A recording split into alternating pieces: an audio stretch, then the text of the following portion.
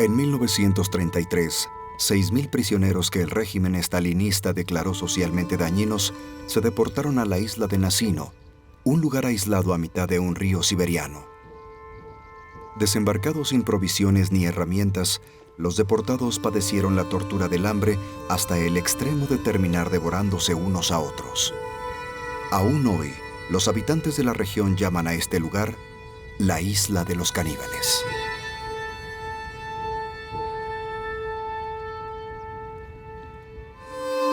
La Isla de los Caníbales.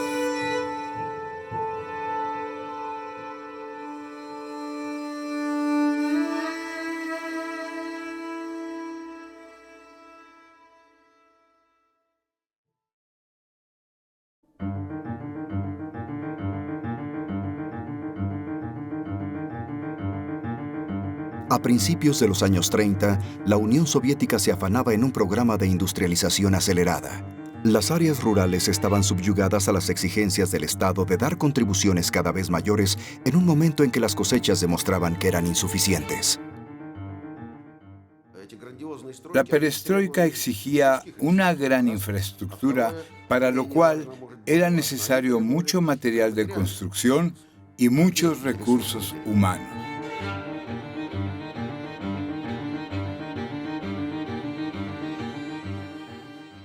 En el campo ya se venía trabajando en la colectivización. Esas fueron las bases que sirvieron como referencia para poder agilizar el crecimiento industrial. El objetivo de la colectivización, el objetivo final, era que el Estado pudiera obtener de manera casi gratuita grandes recursos de la producción agrícola, porque solo explotando a los campesinos se podía liberar el capital necesario para la industrialización. Pero eso produjo hambruna. Poco a poco, la escasez de alimentos y la hambruna afectaron a gran parte de Rusia. El éxodo del campesinado se intensificó en las zonas que azotó el hambre. Eso provocó una enorme afluencia de campesinos, un éxodo masivo jamás visto en un periodo de tiempo tan corto, pues emigraron más de 10 millones de personas solo en 2 años, entre 1930 y 1931.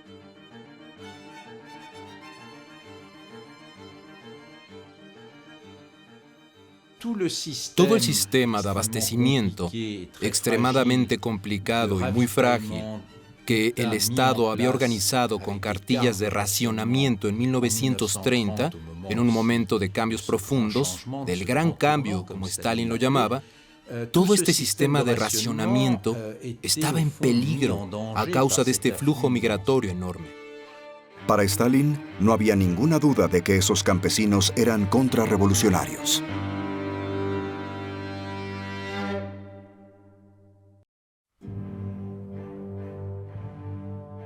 En ese contexto tuvo lugar en Moscú entre el 7 y el 12 de enero de 1933 la reunión anual de todos los dirigentes de la Unión Soviética.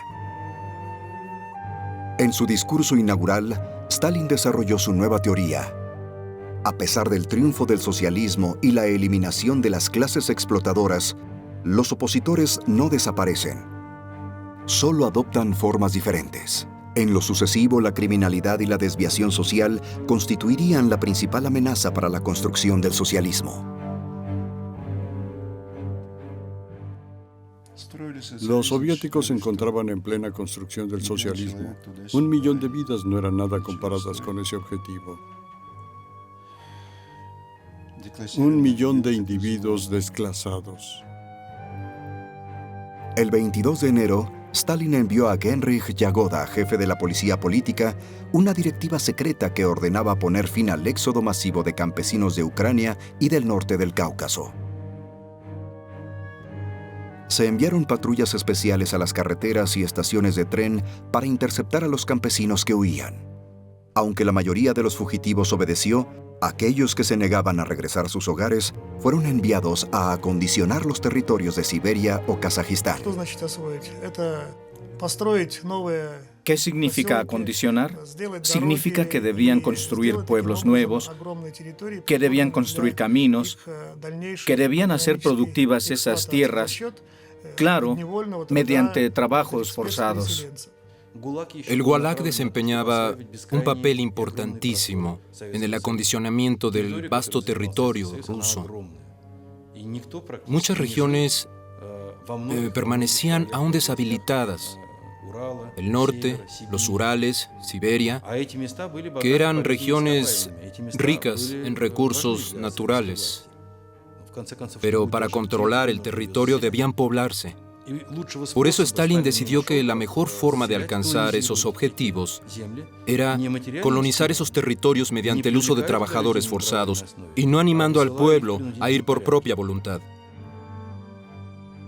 En la primavera de 1933 se habían arrestado a más de 800.000 personas.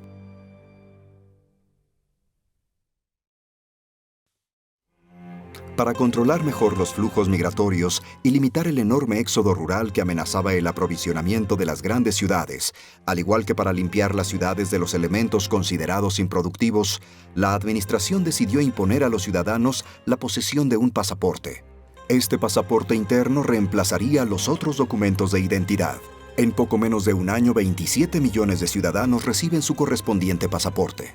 Solo los habitantes de las ciudades tenían derecho a pasaporte, no los campesinos. Aquellas personas a las que se les negaba el pasaporte debían regresar a sus lugares de origen en menos de 10 días. Entre marzo y abril de 1933, solo en la ciudad de Moscú se rechazaron a 70.000 solicitantes y se les obligó a abandonar la ciudad.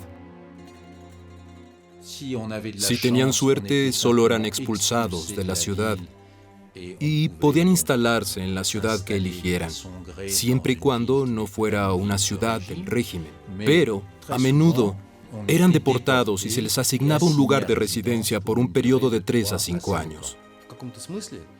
El uso de pasaporte que introdujo Stalin fue un instrumento de control, un instrumento de represión social. Algunos habitantes que sabían de antemano que nunca conseguirían el pasaporte, ni siquiera se lo solicitaban a la administración, y en su lugar preferían esconderse.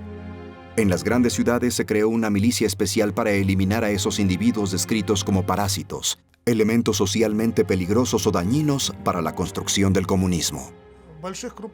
En las grandes ciudades de la Unión Soviética como Moscú o Leningrado, la policía detenía a todos los que carecían de pasaporte y los deportaba. En la primavera de 1933, en Moscú y Leningrado, 73.000 ciudadanos indocumentados son detenidos y enviados a poblados especiales en Siberia o Kazajistán. Solo un maniático puede concebir un plan semejante. Enviar a 1 millón de personas a esas regiones desiertas es increíble.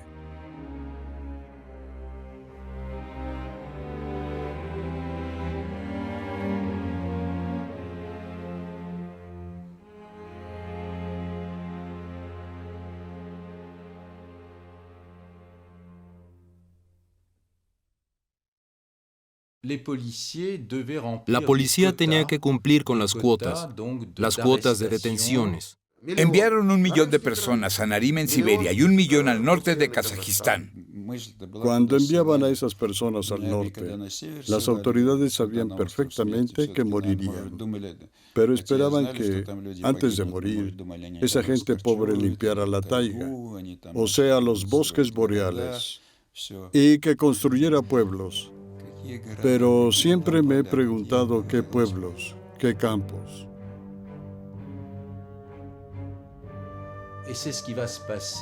Y eso es justo lo que pasaría en el caso particular de Nansino, en el que se deportaron 6.000 elementos calificados socialmente dañinos, como parte de la limpieza de Moscú en un momento muy especial.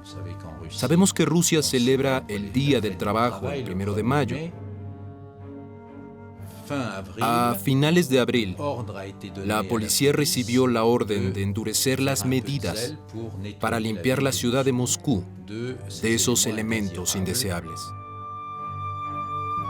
El 1 de mayo de 1933 se enviaron miles de indeseables más al campamento de tránsito de Tomsk para colonos especiales en Siberia. Desde allí, los transferirían a la isla de Nasino, situada a 800 kilómetros al norte. Moscú.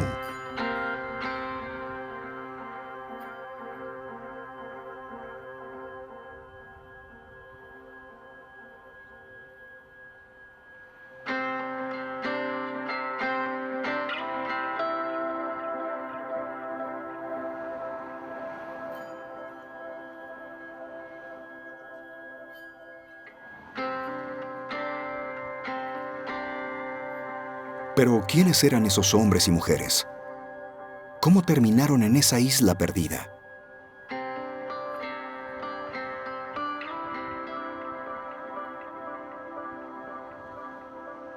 Me llamo Ivan Portman. Hace unos meses un amigo historiador llamó mi atención sobre el caso de Nasino.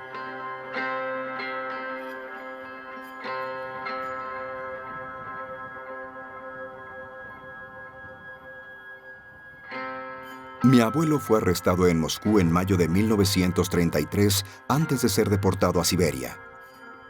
Nunca regresó. Siempre he querido saber qué pasó. Quizá terminó en Nasino o en otro lugar. Por eso estoy en Rusia siguiendo los pasos de los prisioneros de Nasino.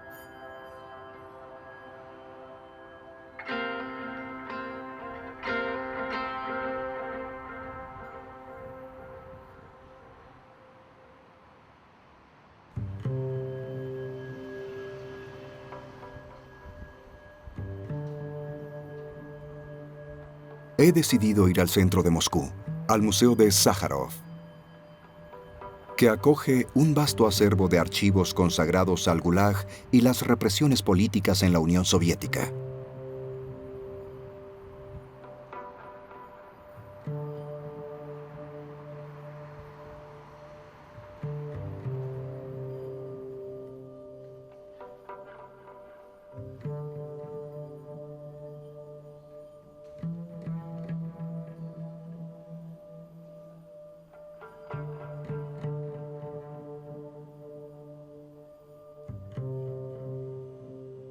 Desde la caída del comunismo y la desclasificación de los archivos soviéticos, es posible reconstruir la historia de este episodio trágico, gracias a que un joven instructor del partido, Vasily Velishko, tomó la iniciativa de llevar a cabo su propia investigación acerca de las circunstancias en que perecieron miles de deportados, incluso se atrevió a escribirle al mismo Stalin. Gracias a eso, esta historia ha podido llegar hasta nosotros. El caso Nasino volvió a ver la luz a finales de los años 80, cuando por fin se nos permitió acceder a los archivos soviéticos. Pero no había huella alguna de este caso sin la intervención de Velishko. Decidí emprender mi propia investigación sobre la situación de los trabajadores colonos en el distrito de Alexandrovsky. Durante la investigación, visité la isla de Nasino. No escribí un artículo de propaganda, sino un extenso informe que envié tanto a mis superiores como al mismo Stalin. En él describí detalladamente lo que pasó en Nasino desde la llegada de los deportados hasta el momento de su evacuación de emergencia y también qué sucedió para que pasaran esas cosas. Como la administración no podía ocultar durante más tiempo el error, designó una comisión de investigación en septiembre de 1933. Su misión era comprobar la veracidad de los informes que envió el camarada Velishko y la validez de las declaraciones de centenares de sobrevivientes que afirmaban haber sido deportados sin razón.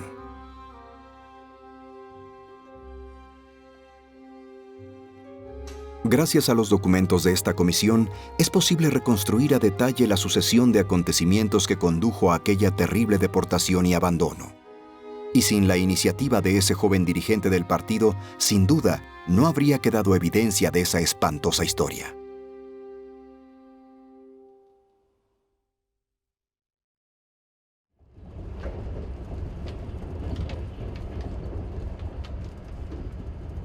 Decidí viajar a Tomsk, situada en el corazón de Siberia, a más de 4.000 kilómetros de Moscú.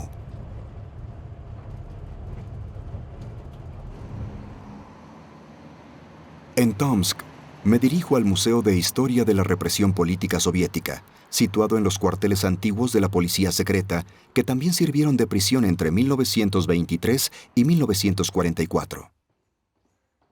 El museo guarda igualmente una importante colección de archivos.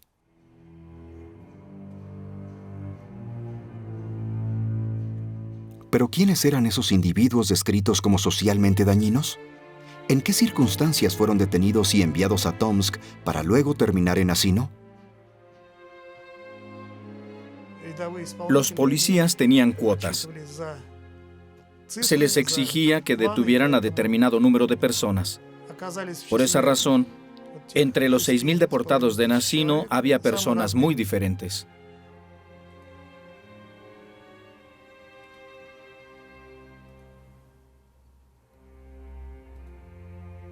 Efectivamente, un primer grupo de deportados estaba formado por prisioneros que fueron arrestados, condenados y sentenciados a pasar entre 1 y 5 años en un campamento. Más que criminales curtidos, como los describían los funcionarios, en su mayor parte eran pequeños delincuentes. La mayoría eran reincidentes condenados por robo, tráfico, etc.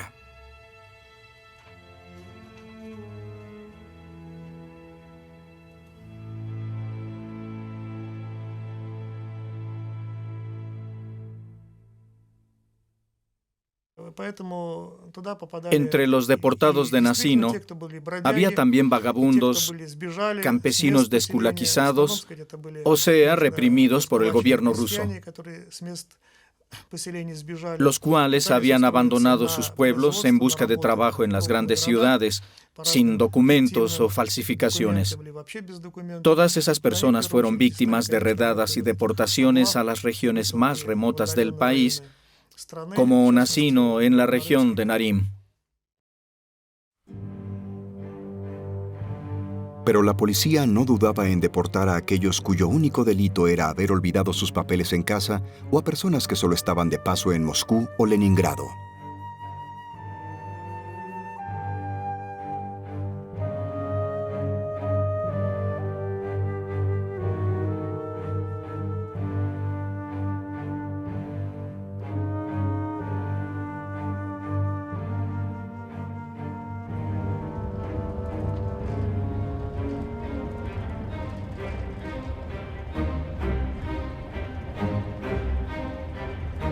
Vladimir Novosilov, moscovita, conductor de la fábrica Compresor, 3 veces premiado con incentivos, con esposa e hijos registrados legalmente en Moscú.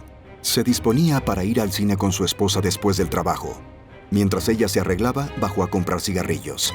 Fue arrestado y deportado. Nikolai Voikin, miembro de las Juventudes Comunistas desde 1929, obrero en la fábrica Le Tisserand Rouge, miembro de la dirección de la célula del partido en su taller, 3 veces premiado, fue detenido en la calle cuando se dirigía a ver un partido de fútbol. Había olvidado su pasaporte en casa. Igor Maslov, miembro del partido, trabajador de la empresa de gas en Moscú, invitó a un amigo y a su cuñado a tomar una copa en su casa. Los 3 bajaron juntos a comprar bocadillos y una patrulla de la policía los arrestó en la tienda. No llevaban sus pasaportes. Fueron deportados. Su amigo y su cuñado murieron en Asino. Maslov sobrevivió.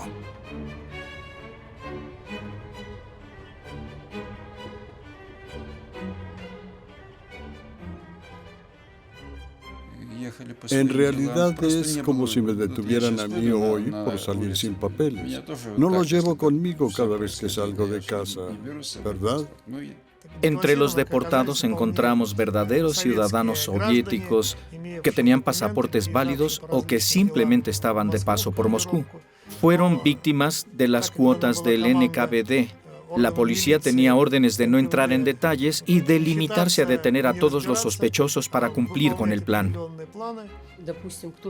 Un hombre que había venido a la ciudad para visitar a su familia y amigos fue arrestado. Otro fue deportado por haber salido a hacer sus compras sin papeles. Había personas totalmente inocentes. En la lista de Velichko había una niña de 12 o 13 años que había llegado en tren con su madre. Su madre le pidió que fuera a comprar algo a la tienda de la estación y ahí la detuvieron. Roza Rakhmetsiova, de 12 años, no hablaba ruso, de paso en Moscú. Su madre la dejó sola en la estación mientras intentaba comprar pan. La policía la arrestó como a una joven vagabunda y la deportaron. Sin la madre. Galina Gorbunova, esposa del comandante de la Reserva Naval en el crucero Aurora, es detenida en una estación de Moscú cuando regresaba a su casa en Leningrado. Estaba embarazada, llevaba todos sus documentos y el boleto de tren para Leningrado. Dio a luz en la isla de Nasino.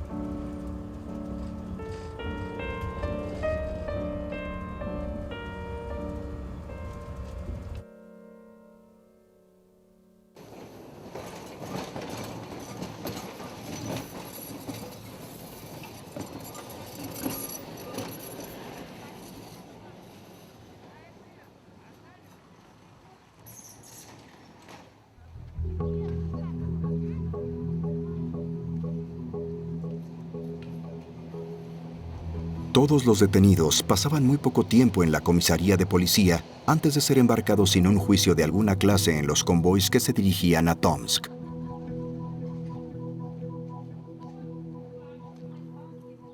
Solo vayan, aclararán su caso allá. Esa era la respuesta habitual que daban los agentes de policía a las protestas de los detenidos, a los que ni siquiera se les permitía avisar a sus familias.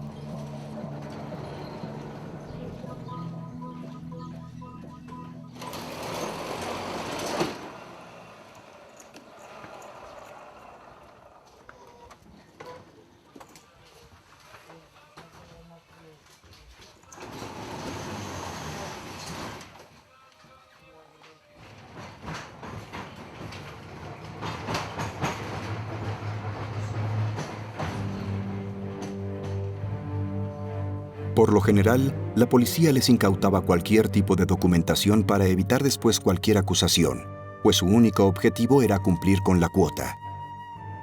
Aquellos que podían conservar sus papeles a menudo veían cómo se los arrebataban los criminales comunes para poder hacer sus cigarrillos durante el viaje de 6 días al campamento de Tomsk.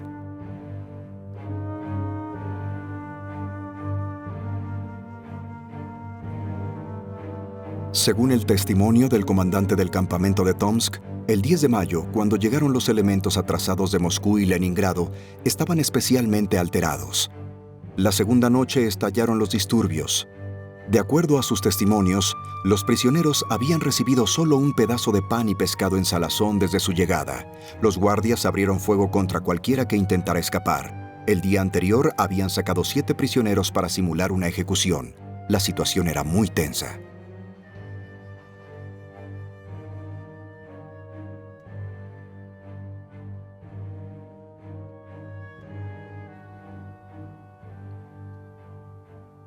Tomsk, riberas del río Ob. Cuando la saturación en el campamento alcanzó niveles catastróficos, la prioridad fue deshacerse de los elementos más problemáticos, enviándolos a otros campamentos. El 14 de mayo, millares de prisioneros fueron embarcados en barcazas con destino al campo de trabajo Alexandro-Bajoskaya, situado más al norte. Me llamo Dmitry Alexandrovich Sekkov. Dirigía la comandatura Alexandro-Bajoskaya.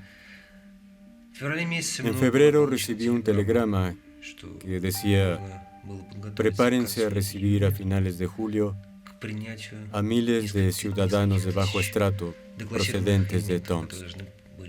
Después recibí un segundo telegrama que decía que buscara un lugar especial para instalar a 2.000 colonos que habían sido detenidos por motivos disciplinarios. La comandatura Alexandro-Bajoskaya estaba en el norte. Era la más remota y la peor preparada para recibir a los deportados. Allí no había absolutamente nada. El 5 de mayo recibí otro telegrama que anunciaba la llegada del primer grupo de colonos. Creí que iba a volverme loco. Se supone que no debía llegar hasta finales de julio. El deshielo acababa de empezar. No teníamos nada preparado. No creo que las autoridades hayan entendido bien lo que les esperaba. De lo contrario, se habrían preparado mejor. No sabían que iban a recibir a tanta gente. Creo que no tenían ni idea. Después llegó otro telegrama que decía: las barcazas han pasado por Kolpachevo. Prepárense para recibir a los deportados. Eso produjo una conmoción. La comandatura disponía de muy pocas personas. Se reunieron para decidir qué iban a hacer, dónde los instalarían. Nadie había previsto nada para hacer pan, dónde trabajarían, quién vendría, nadie sabía nada. Yo siempre había trabajado en provincia. Cuando supe que tenía que ocuparme de individuos socialmente dañinos provenientes de las ciudades, reconozco que me dio pánico. En el comité todos estuvimos de acuerdo en que no podíamos desembarcar a esas personas cerca de un pueblo. Si lo hacíamos, esos bandidos iban a destruirlo. Habían robado, saqueado y masacrado a sus habitantes. Fue entonces cuando decidieron desembarcar a los prisioneros en una isla situada frente al pueblo de Nasino, a la mitad del río Ob, 70 kilómetros río abajo de Alexandrovskoye. El campamento debía estar situado lejos de los pueblos. Encontramos un lugar en la orilla del río Nasina, una isla que solo era una extensión de tierra llena de pantanos, arboledas y álamos.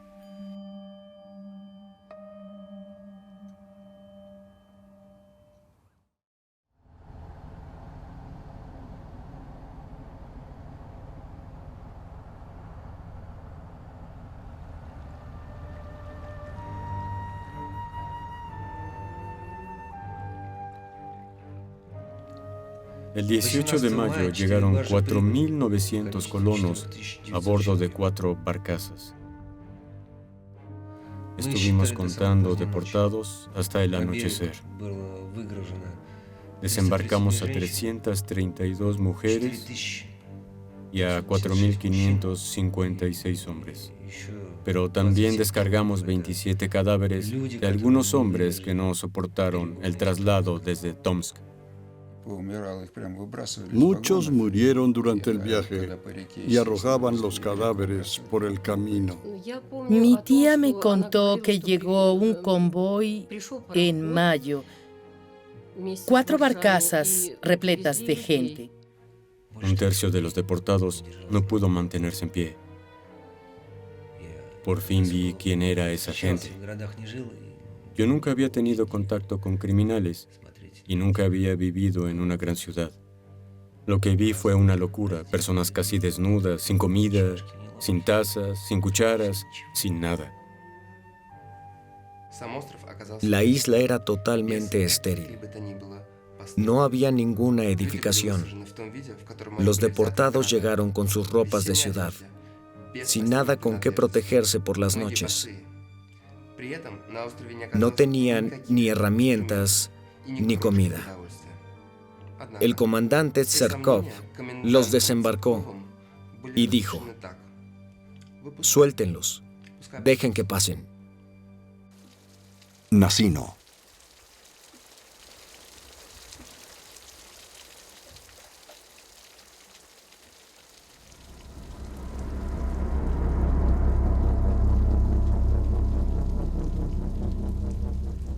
Según el primer informe del médico y de 2 oficiales sanitarios al mando de la situación en la isla, la práctica de extraer las coronas de oro se convirtió en un verdadero tráfico. Varias bandas criminales gobernaban la isla. Incluso los médicos tenían miedo de salir de sus tiendas. Esas bandas se habían formado antes en las barcazas. Robaban el pan y la ropa Masacraban y mataban a las personas. En la isla perseguían a los que tenían dinero, pero también a los que tenían dientes o coronas de oro.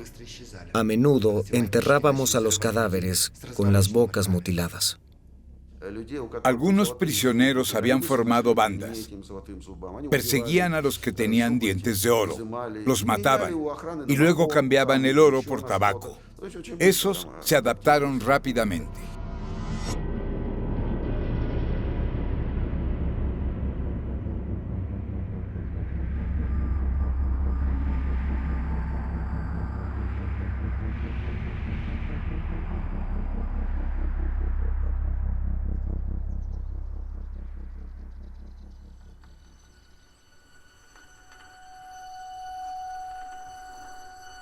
Usando y abusando de su poder, los guardias armados impusieron un reinado del terror.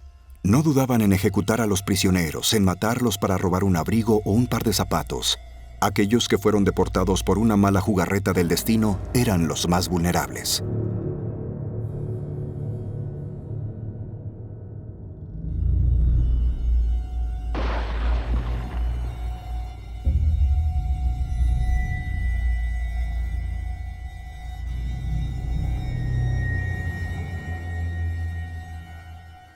Si los guardias eran crueles, los comandantes no se quedaban atrás. Algunos se divertían usando a los colonos especiales, como se les conocía, como remeros. Arrojaban al agua a los que remaban mal y varios deportados murieron así. Otros golpeaban sistemáticamente a los prisioneros, los chantajeaban con darles mejor ración de comida si les daban su ropa y los obligaban a zambullirse en el agua helada para recoger la presa a la que habían disparado. Nuestro museo conserva los testimonios de antiguos deportados y de sus descendientes. Hay testimonios positivos sobre algunos comandantes que aconsejaban a los deportados. Les ayudaban a sobrevivir, se comportaban de manera humana, pero sobre todo hay testimonios de su violencia. Se aprovechaban de su poder, hacían lo que querían. A menudo usaban esta frase. Todo el mundo la conocía. Para ustedes, yo soy Stalin. Muchos se consideraban como con poder de vida o muerte sobre los prisioneros. Las acusaciones más graves se referían al asesinato de deportados que abatían los guardias como si fueran animales de caza. En su defensa, los guardias y los comandantes que interrogó la comisión de investigación alegaron las órdenes que dio Tsepkov de abrir fuego contra todos aquellos que intentaran huir. Muchos probaron suerte uniendo grandes ramas secas. 3 o 4 juntos podían construir una especie de balsa para dejarse arrastrar por la corriente, pero la mayoría se ahogó o murió de hambre.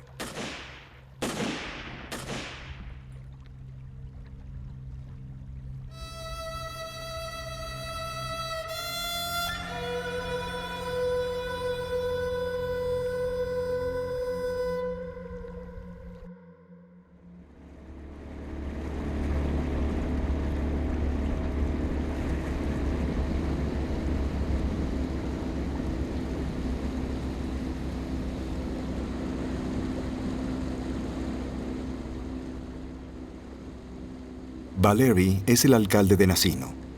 Él me lleva a la isla en su bote. No habla mucho, pero su presencia y su semblante hablan por sí solos.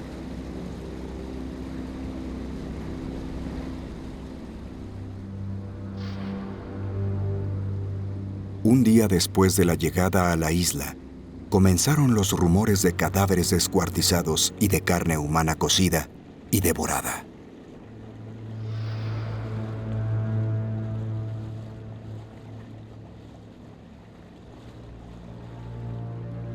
Durante las 2 semanas siguientes, los mismos oficiales sanitarios describieron casos similares, varios cadáveres con el hígado, el corazón y los pulmones extraídos.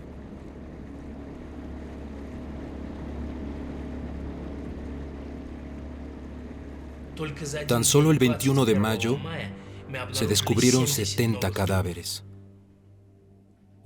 A 5 de ellos les habían cortado el hígado, el corazón, los pulmones, los pechos y las pantorrillas. A uno de los cadáveres le arrancaron la cabeza. También le faltaban los genitales.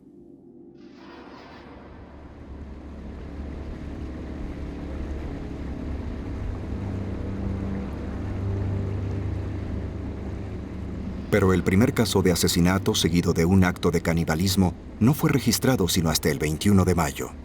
Los 3 culpables con edades comprendidas entre los 20 y los 30 años fueron arrestados y llevados a la prisión de Alexandrovskoye. 3 caníbales más fueron apresados el 31 de mayo.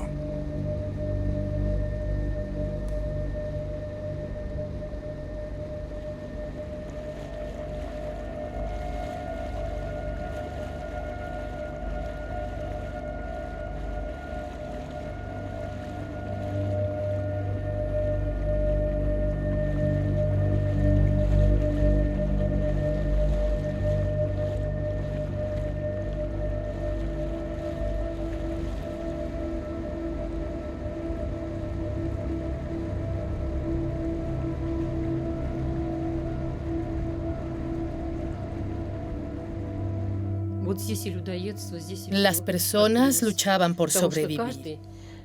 Todos hacían lo que podían. Tenemos muchos relatos sobre la forma en que cortaban los cuerpos, sobre lo que se comían, los pechos, las pantorrillas, etc.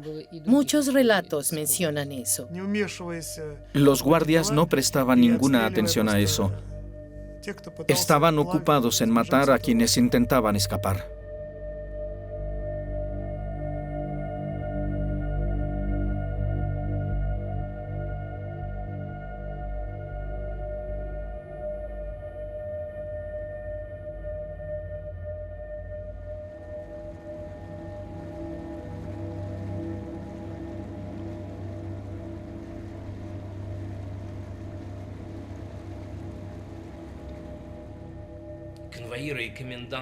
Ni los guardias, ni los oficiales reaccionaron al principio. Hubieran tenido que demostrar que alguien había asesinado a la persona de la que habían comido algunas partes. Además, el Código Penal soviético no consideraba los casos de necrofagia. Esa isla era algo horrible, espantosa.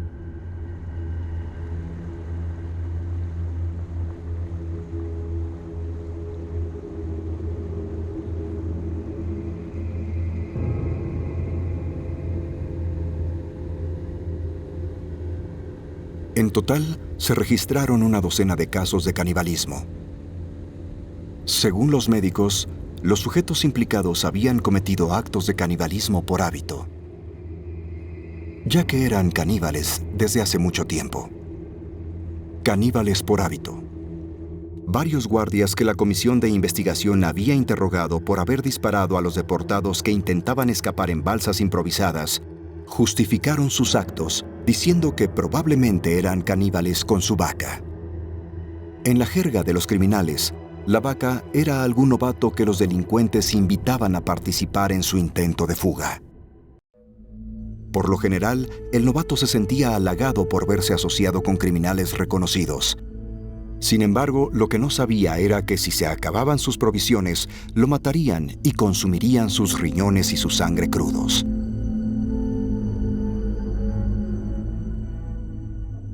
Cuando paseábamos por la isla, podíamos ver la carne envuelta en trapos, trozos de carne humana colgada de los árboles. Era una auténtica cacería, sobre todo contra las mujeres jóvenes. Las atrapaban y les cortaban las partes más blandas del cuerpo para cocerlas y comerlas. Era terrible. Aquello duró todo el verano.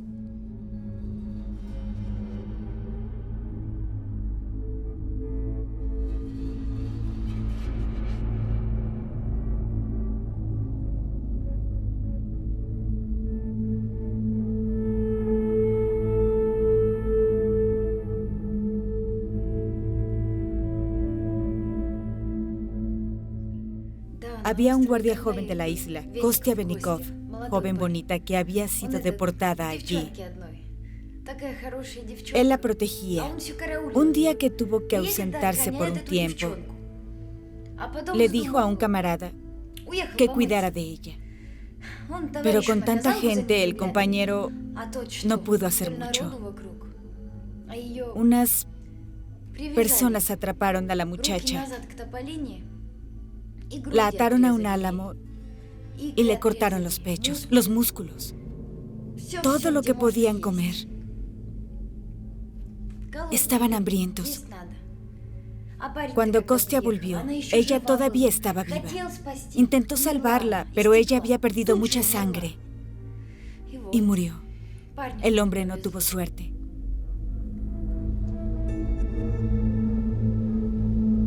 La situación en la isla de Nasino se agravó aún más el 25 de mayo con la llegada de un nuevo convoy con 1.500 elementos atrasados.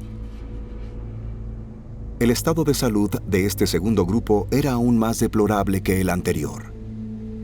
El comandante Sevkov regresó a Nasino el 31 de mayo acompañado de Vlasov, secretario del Partido Comunista del distrito de Alexandrovskoye, quien hizo un extenso informe de lo que estaba pasando. Tras escuchar su informe, el comisariado del distrito ordenó trasladar a todos los prisioneros de la isla a un lugar más apropiado. Y así se hizo.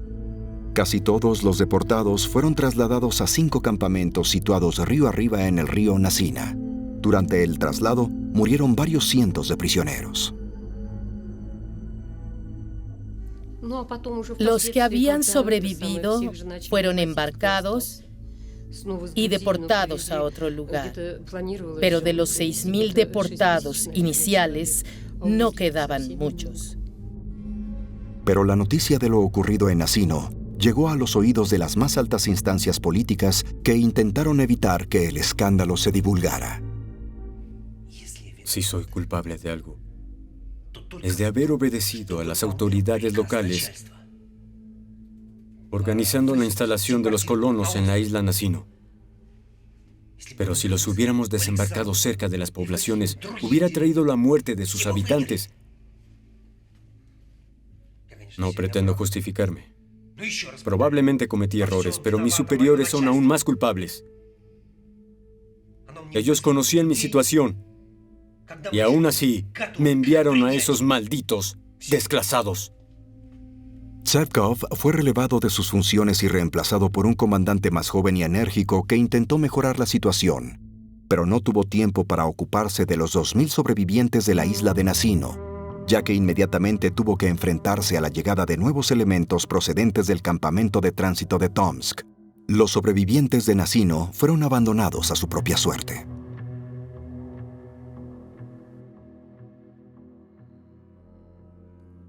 Justo cuando las autoridades locales del partido intentaban cerrar el incidente de Nasino, un joven dirigente comunista, Vasily Velishko, instructor, propagandista y corresponsal de un periódico local, decidió emprender su propia investigación sobre la situación en los campamentos de trabajo del distrito Alexandro-Bajovsky.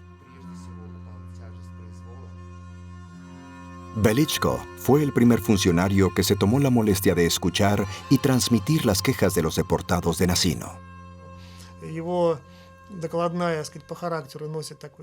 Él parecía muy conmovido. Parecía que compartía la suerte de los deportados.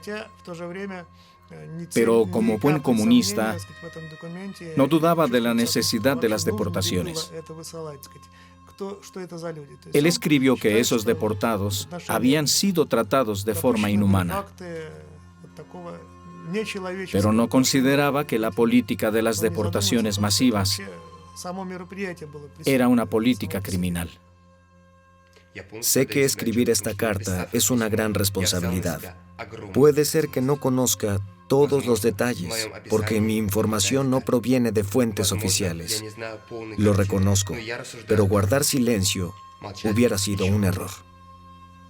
Stalin recibió la carta el 30 de septiembre y ordenó hacerla circular entre los altos dirigentes del partido. Se formó una comisión de investigación para que investigara lo sucedido. Los altos dirigentes del partido en la región recibieron una dura reprimenda. lo que no impidió que continuaran con sus carreras. Los responsables locales de bajo rango fueron sancionados con mayor severidad. Servkov y Koluvayev fueron condenados a 3 años en un campamento.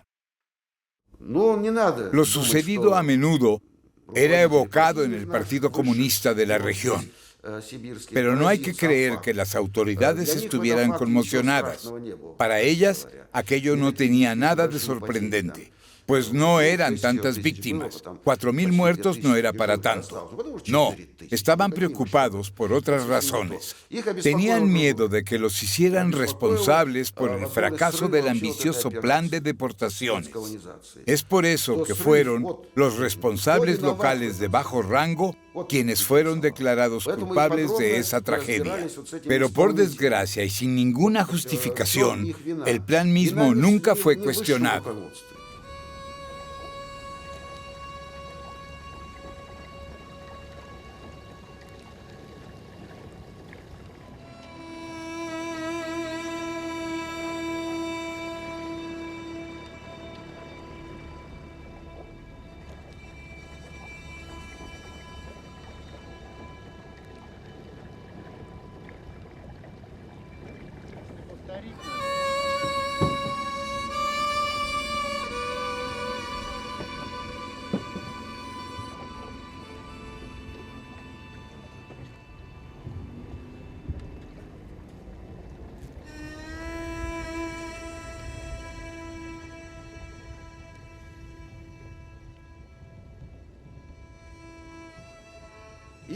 En 1993, colocamos una cruz en la isla de Nasino con el apoyo de la Administración Regional de Alexandrovo, las autoridades de la ciudad y la iglesia.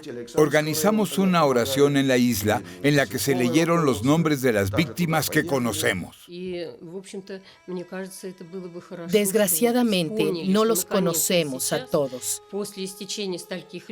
Conocemos las cifras, tal y como aparecen en los documentos, pero seguimos sin saber quiénes eran esas personas. Las personas reales, ocultas detrás de las cifras. ¿Por qué murieron? Creo que es necesario hablar de esta tragedia para que la gente la recuerde.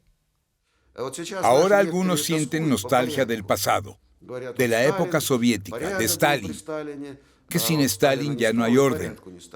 Pero ¿qué orden si era el caos total? Evidentemente los muertos siguen muertos, pero debemos recordarlos. Es nuestra obligación.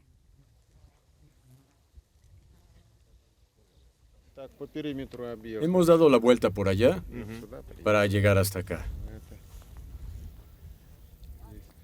Antes la cruz estaba ahí, pero el río la arrastró, así que la pusimos más lejos de la orilla.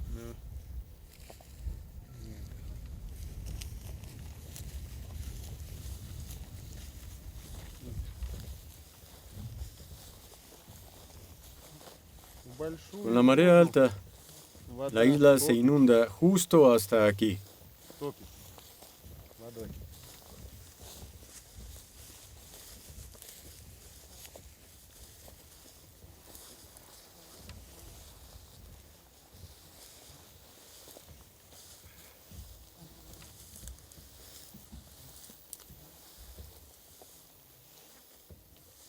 Ahí está escrito, a las víctimas inocentes de los años de incredulidad.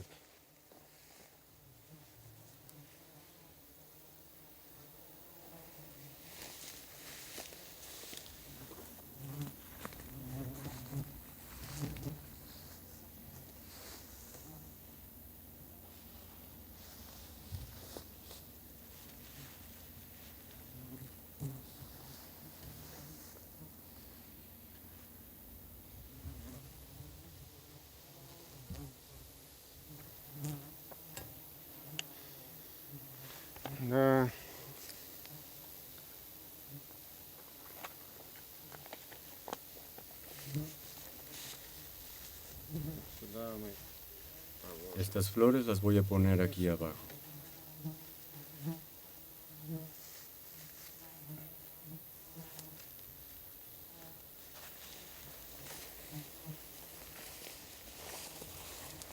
El día es bello, ¿no?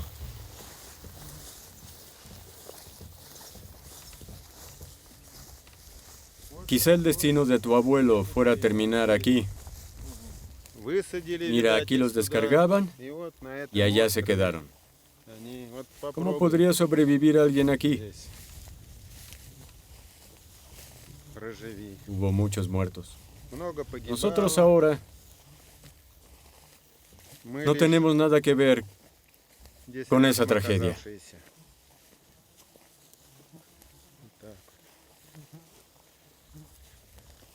En aquella época, el pueblo de Nasino estaba en esa orilla.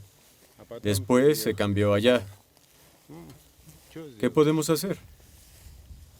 Ya es historia. Y no se puede cambiar.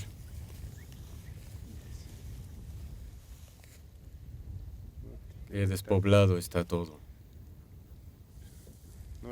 Algunos buscaban un tren para escapar.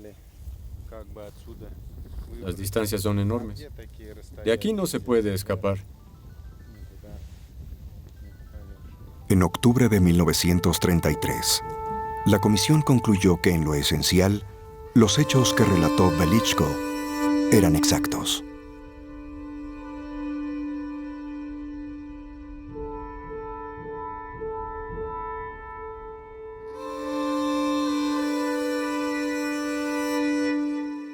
A ningún sobreviviente se le permitió regresar a su casa.